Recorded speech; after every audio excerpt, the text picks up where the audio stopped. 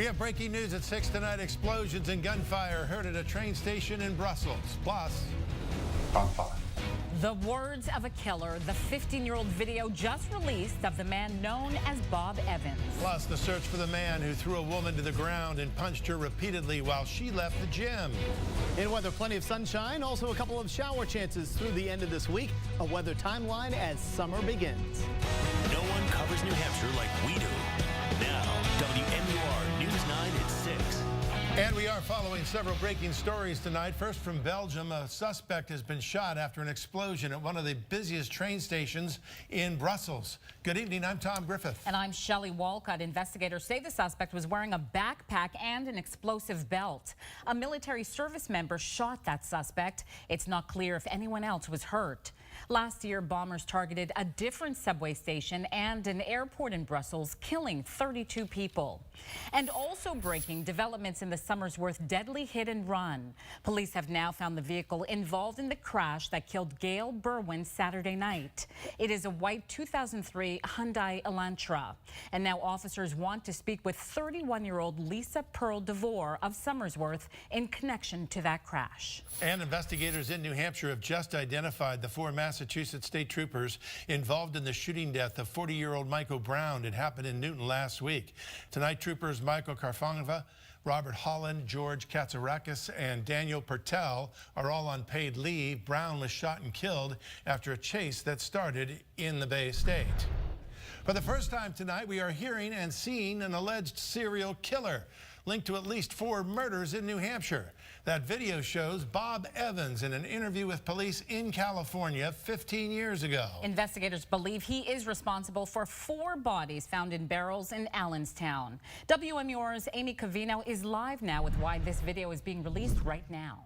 Shelley and Tom, 6 months ago, the Attorney General's office revealed jaw-dropping information about a quadruple homicide in Allenstown, a missing Manchester woman, and a murder in California. DNA led to a major break in this case. Law enforcement people are human beings like everybody else. This is Evans in a 2002 police interview in California. He was convicted of killing his wife, Jun Soon Jun, and died in prison in 2010. Investigators here hope someone in New Hampshire will hear his voice or his manner of speaking and remember something, anything. Now, I haven't talked any more about Soon's problems or my problems because, frankly, you're not my priest, and you're not my doctor, and both stories have their place. In 1981, Bob Evans lived with his then-girlfriend Denise Bowden and her infant daughter in this house in Manchester. Bowden vanished and was never reported as a missing person until late last year when her now adult daughter got a DNA test, which proved Evans was not her father. DNA also played a crucial role in the murders of a woman and 3 girls found in barrels in Allenstown, proving that Evans was the father of the middle child, who to this day has never been identified. Neither have the other 3 victims. I've always tried to live by the model that there's no defense against the truth, but sometimes it's hard to find out what the truth is. Police say these clips were selected to illustrate Evans' mannerisms and vocabulary. He talked knowledgeably about firefighters and journeymen. And when you get a journeyman carpenter that's only making maybe $8 or $9 an hour up there, and I'm talking about a professional journeyman, somebody that knows what he's doing.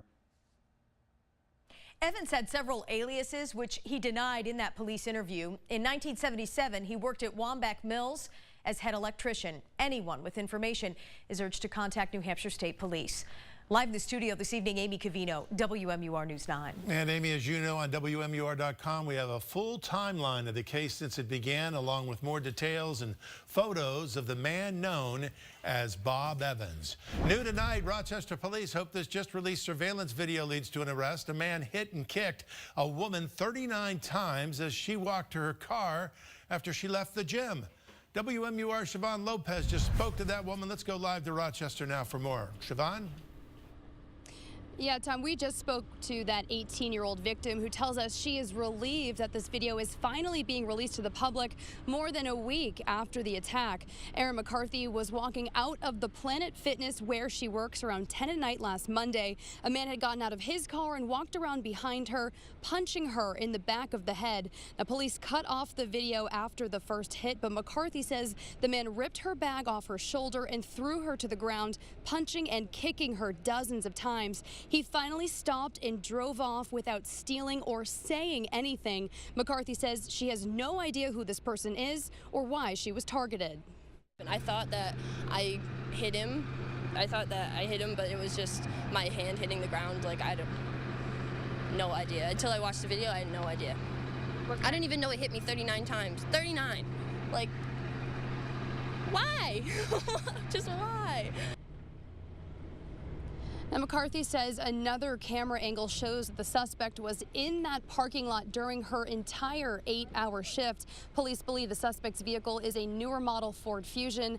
Anyone with information is asked to contact Rochester Police. We're live in Rochester. Siobhan Lopez, WMUR News 9. All right, Siobhan, thank you. Well, tonight, days after 75 Great Danes were taken from a Wolfboro home, the town is now taking action against the homeowner. Christina Patterson-Fay has been ordered to leave her home immediately. WMUR's Tim Callery is in Wolfboro with why the town is stepping in. Well, officials say these animals should have never been living in the conditions found inside this home. Now, the town says that too goes for people, and today they're taking action. Looking at it from the outside, you'd never suspect what officials say was happening at this Wolfboro home.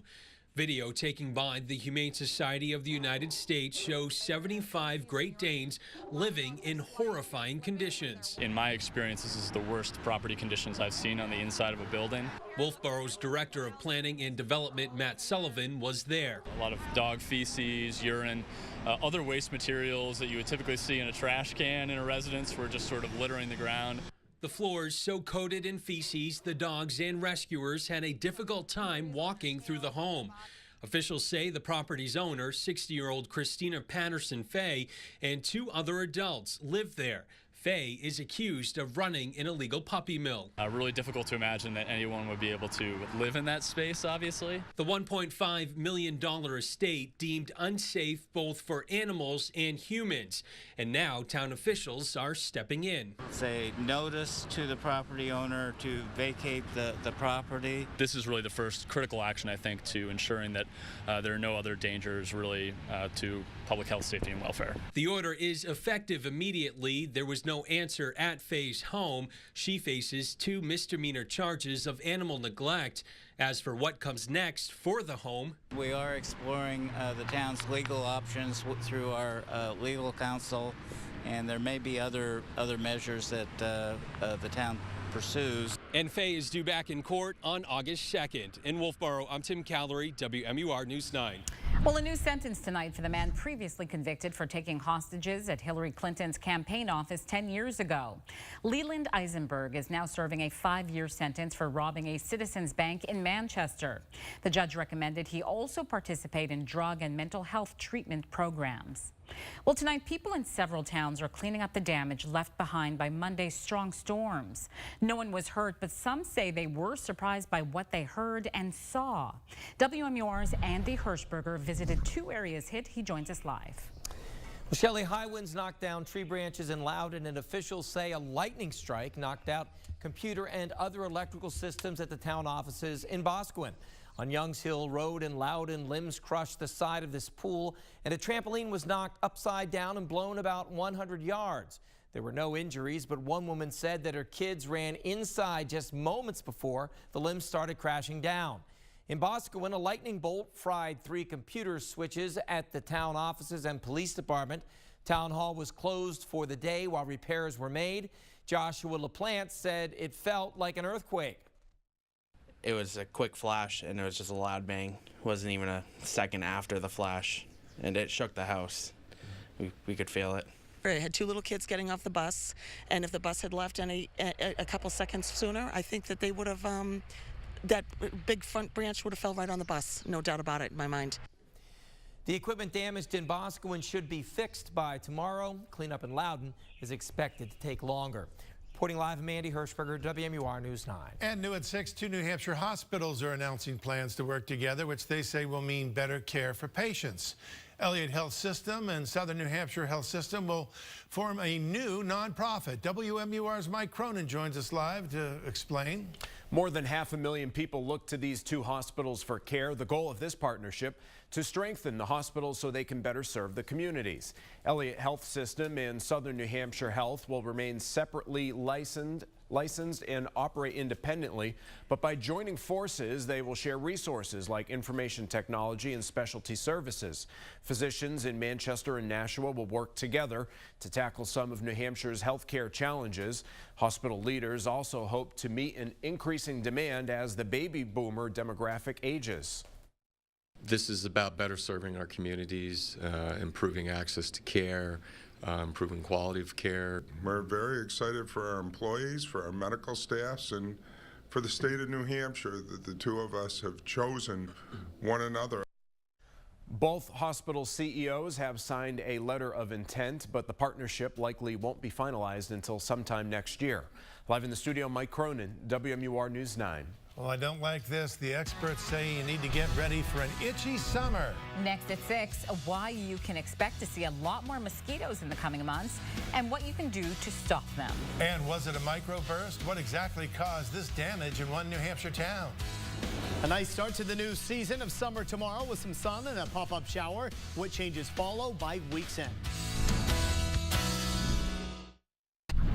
Well, new tonight, police are looking for a 14-year-old from Campton that they believe is responsible for a string of car thefts, 11 in all. The most recent one last night in Stewartstown, where police found a stolen vehicle, rolled over, and the driver took off. Investigations are also underway in Clarksville, Stratford, and Northumberland, along with incidents in Vermont and in Maine. Well, tonight experts warn that the continued pattern of rain and heat is leading to an explosion in populations of ticks and mosquitoes. Crews on the coast have been spraying with a bacteria that eats mosquito larvae, and experts say anytime it rains an inch or more, a new batch can develop, and they say homeowners should be vigilant about removing sitting water. It could be a tarp over your woodpile, a boat, a canoe, that foot bath you keep at the pool so the kids can wash their feet, a dog bowl, a wheelbarrow, you name it. A container that can hold an inch of water is going to breed mosquitoes. And as the season continues, mosquitoes will be tested for EEE, West Nile, even the Zika virus. There you go. Take care of it. Dump it or flip it upside down. That's the best way to do it. Take care of it there. Do we have any more rain shower chances or storm threats between now and the start of the weekend? And now to our U-Local Hot Shot.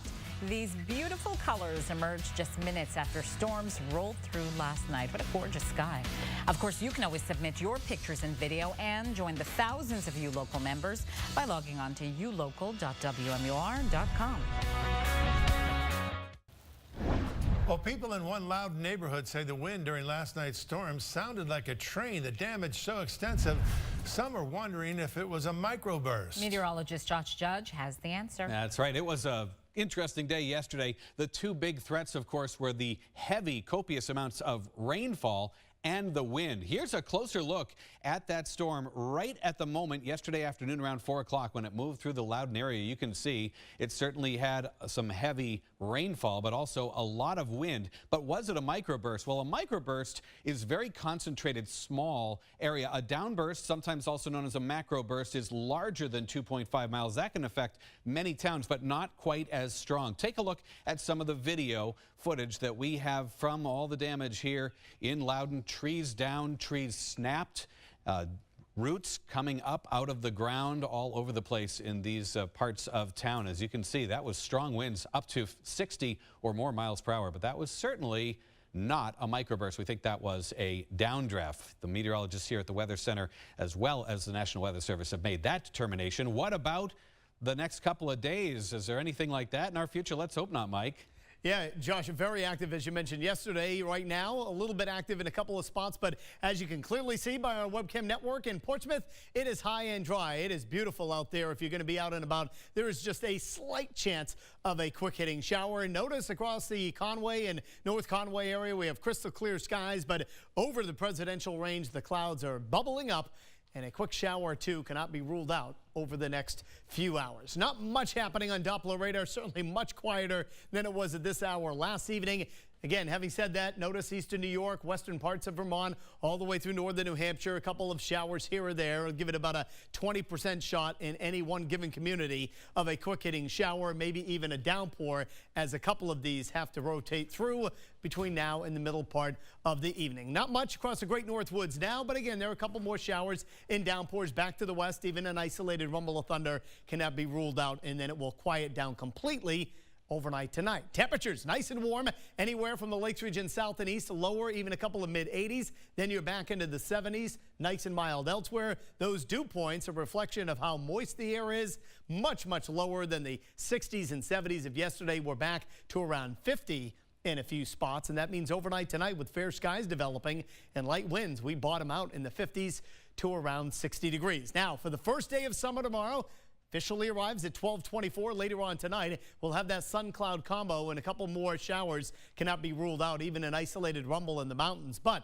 a good part of your Wednesday will be dry. Here we go, region by region, from the Monadnock region all the way towards the coast. We turn from upper 70s to lower 80s. A good part of the day, again, will be rain-free, but temperatures on average right near 80 in many spots. That includes the Upper Valley, back through Concord, Lakes region, through the southern part of the White Mountains, mid to upper 70s. A little bit cooler farther to the north, but pleasantly mild there from Colebrook down through Dixville Notch, Berlin, Lancaster, and all spots in between 65 and 73 degrees. Pollen count in the moderate range today. Same story tomorrow, right through Thursday and Friday. Grass pollen, the major allergen this time around. Now, as we advance through the next several days, again, we go from 50s and 60s tonight, 70s, lower 80s the next couple of days. Could be a shower or thunder shower tomorrow, but the best bet of any strong storms will be Friday and possibly on Monday. As for the weekend, a couple of showers early in the day before we see clearing. The rest of Saturday and Sunday are looking pretty good for the first weekend of summer. That's sounding great. What time does it officially become summer? 12:24 tonight. So everybody up at that hour, ringing a bell. All right. Very good. Jamie. Yeah, Fisher Cats are suddenly playing their best baseball of the year. The weather is great, and they're home for 6 days. We'll hear from the guys.